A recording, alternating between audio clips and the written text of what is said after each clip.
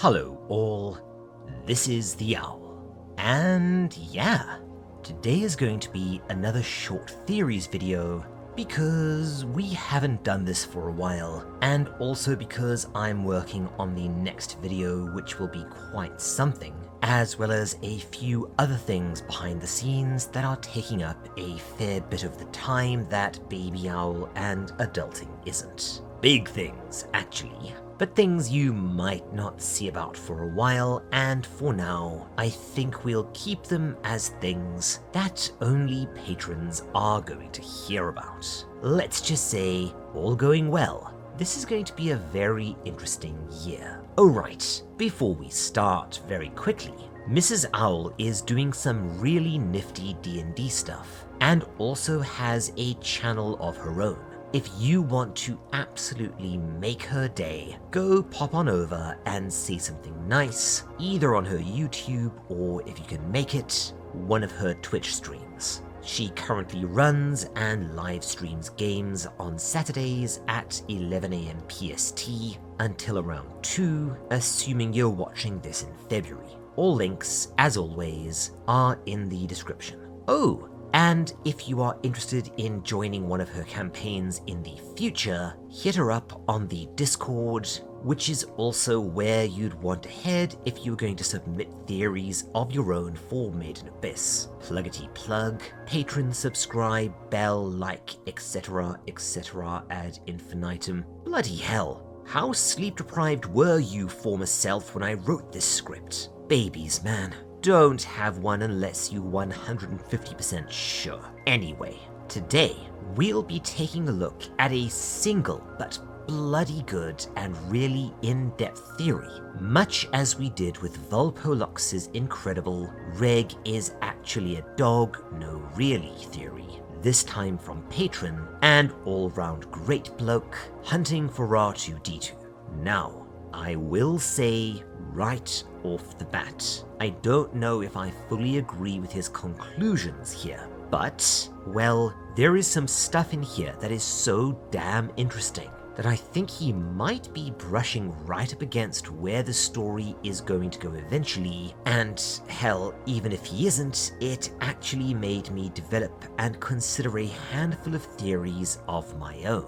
Regardless, R2-D2 clearly put an immense effort into this, so give it a watch or give it a listen and let me know what you think in the comments, because, well, it's really bloody fascinating. Presenting Hunting for R2-D2's Limbs Theory of the Abyssal Curse.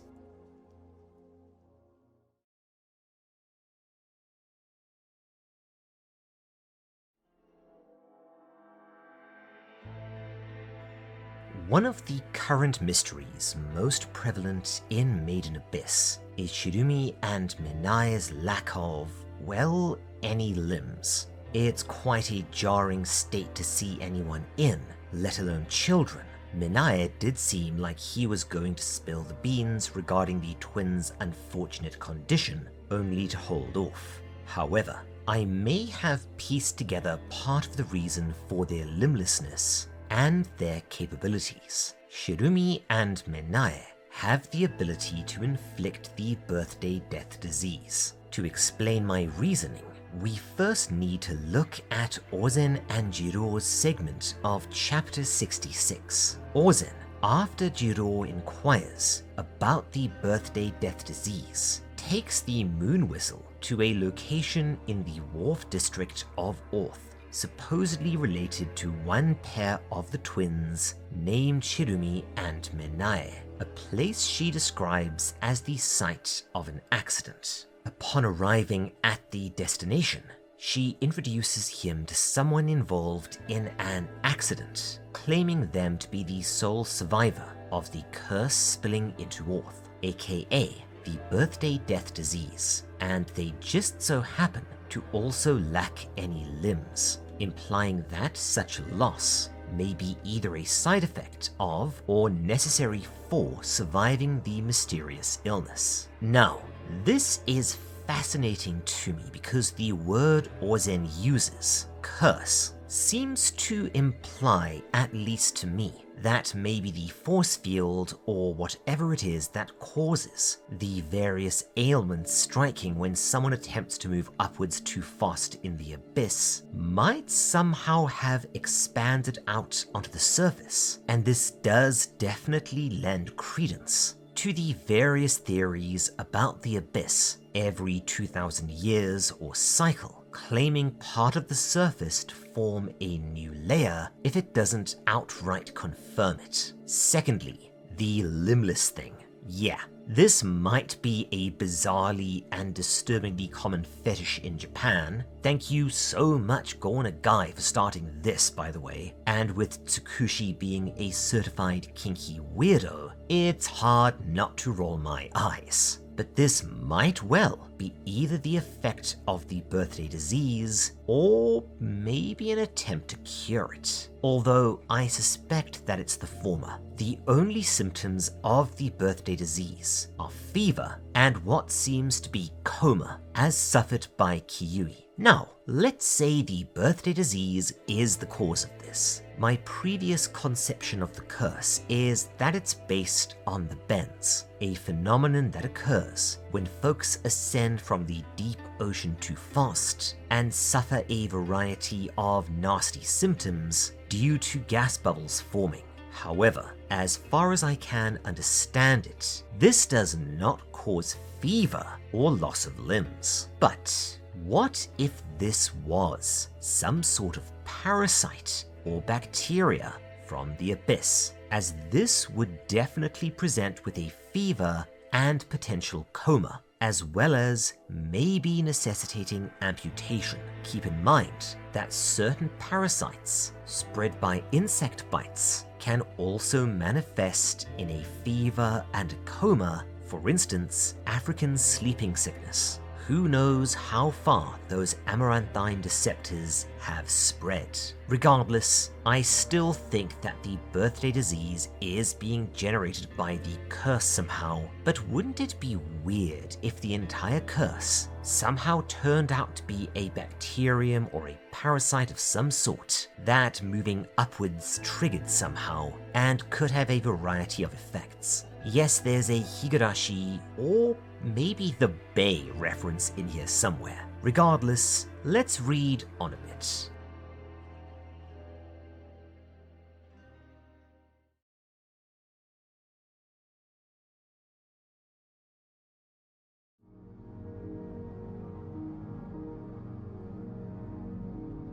So, an accident related to one pair of the twins and the birthday death disease that resulted in a limbless survivor of said disease. That establishes a connection between Shirumi and Minae, the birthday death disease, and being a quadruple amputee. But how did I come up with the twins being the ones to inflict the disease? That comes from their interactions with Reg and Hollow Abyss's discussion about them. When Surajo asks Reg to assist Shirumi and Minae with their bath, she mentions that the request is due to the twins taking a specific interest in Reg. This interest seems to stem from them suspecting the Aubard's limbs to be attachments like their own, based on Minae's inquiries and that whole chewing thing. In response, Reg informs them that he isn't sure about his own arms and legs, minus the one replaced with gentle knock. When Reg asks Minae about his condition, the twin says not to make them remember, remarking afterward, "You and your friends too will end up like this." When Reg presses him for further info, he opts to tell him, bringing up how the Aubard's right arm is the same as his own, before backing out of the conversation when Reg shows confusion over this statement. Such emphasis on prosthetics makes it almost seem as if lacking limbs is crucial for him to be able to tell you what happened. Yeah, this one was a bit of a head scratcher for me too.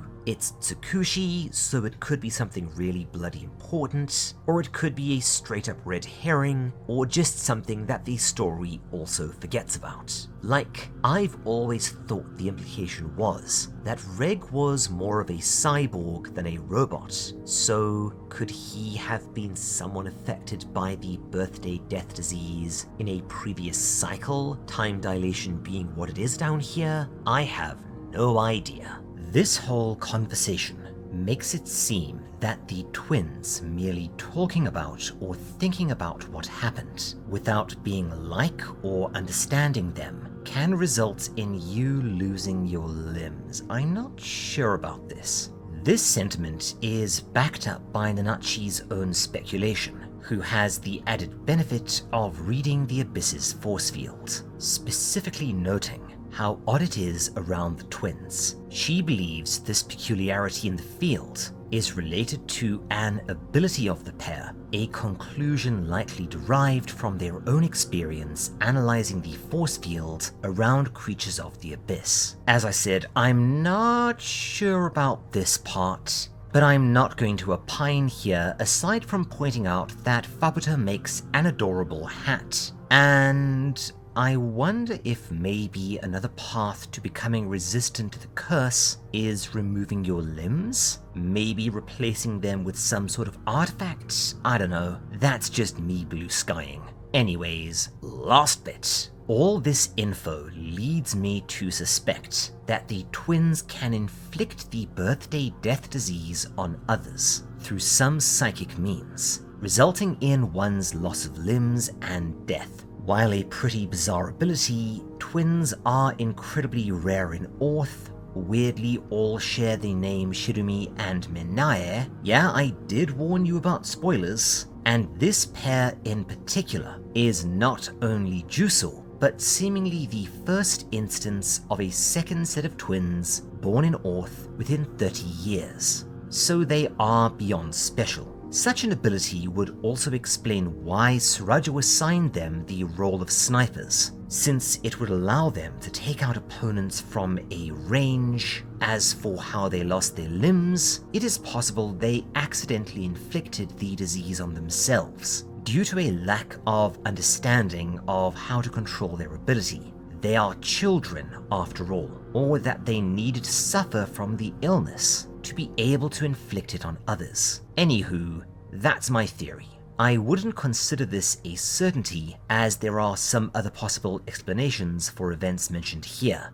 Minae may not want to talk about his condition because it's traumatic, or he may get in trouble from Surajo. The twins could simply be survivors of the disease. Nanachi's speculation may be a red herring, etc. However, I do think it is quite intriguing and could have a bunch of fun story implications regarding the pair and the birthday death disease. Yeah, as I said, I'm not sure if it's going to come true exactly like this, but there is definitely something going on with twins that's going to turn out to be ridiculously important. And the fact that they're all named Shirumi and Minae, time loop? I don't know. I am also still waiting for the other shoe to drop in regards to Surajo, as she's a character that I haven't really gotten a handle on yet, and I'm sort of waiting for her to become another villain along the lines of Wazukyan or Bondroot. Yes, these are both villains, albeit in their own ways. It is very difficult to tell, however, as Surajo remains such a cipher. That said, twins, the Abyss, the curse, the disease, only time will tell. Anyway, before we finish for the day, I want to give a huge thanks, as always, to my fantastic patrons: Cheddar, Piece of Yeast, Elspresso, Cheerful Satanist, Starwin Marwin, Question Man 6, Kel Core, Jacob Ramsey, Crazy, Opinion Custard, Wargle, Hunting for R2D2, Inukie Koji, Rose Montgomery, Lance Goebel, Rafferty, Erin Arnold, The Hedgehog Gamer, Simone, The Empress, Jake, Ranger Danger, Lucian, Andrew James 82, Polite Crow, Cheshire Quill, and Squid. If you want to see more like this, why not stick around? Subscribe, bell, you know the drill, all that good YouTube stuff. If you want to hear me say your name, get on the credits list, as well as getting early access to most of my videos, 1 or 2 unique videos, some fun perks on the Discord, and help Mrs. Owl and I out or buy Baby Owl a present, and ensure that this channel survives into 2024, why not take a look at our Patreon? If you want to chit chat about, well, basically anything, drop by our Discord. Otherwise, take care my friends, and cheers. This is the Owl, signing off.